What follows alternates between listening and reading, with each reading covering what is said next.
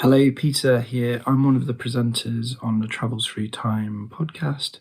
I wanted to tell you a little bit more about the podcast. I wanted to tell you what I think you'd get out of it if you do listen to it, which I hope you do. And I've given myself the task of doing all this within about 5 minutes. So I'm going to do my best and get going. Well, first of all, we're a history podcast that's been going since the start of 2019. So we're 18 months old and probably quite a bouncing toddler and hopefully finding our feet. We've recorded 40 episodes. That's 2 seasons. We're just starting our 3rd season. We're going to be running through the summer into the autumn and through to Christmas. We've got so many good episodes in front of us. I'm really bursting to tell you about them, but we're going to have to keep those concealed. But 2 things. Okay, so what's different about Travels Through Time?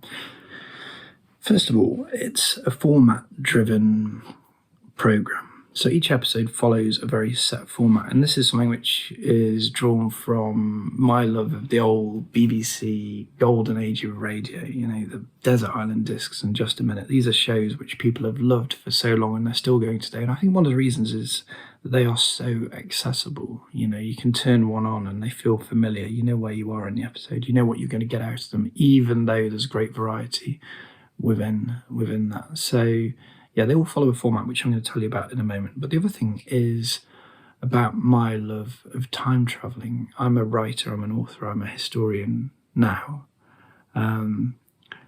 which is something that I think has kind of come out of a very deep love for history for me. And this idea of time travel has been at the heart of that. And I think it's at the heart generally of history anyway. So as a boy growing up in a little village in Staffordshire, I always used to wonder about the past and think how marvellous it would be if I could be there at the moment of creation of a great work of art, for example, or I could see one of my heroes at their peak, or I could see a great criminal being executed for their crimes, something like that. And then it kind of carried through. So even when I was older and I was going to the London Library, or I was going to the British Library or the National Archives and getting these documents out, and you look at these documents with wonder, a great sense of magic, and think, who wrote this? What were they thinking? What were they feeling? What materials were they using? And what kind of historical moment was it written and produced? And if you talk to lots of historians today, you'll hear the same thing. There's this great passion for imagining the past. And I wanted to tap into that. So this is how we do it. We find our guest, and we've got some great ones coming up. I don't want to, kind of get into all that now. But once we've found our guest, we ask them the very simple question: if you could travel through time, what year would you like to visit? We try and make it one single year because that makes it all the more exciting. Occasionally we give a bit of latitude if it's a long way in the past.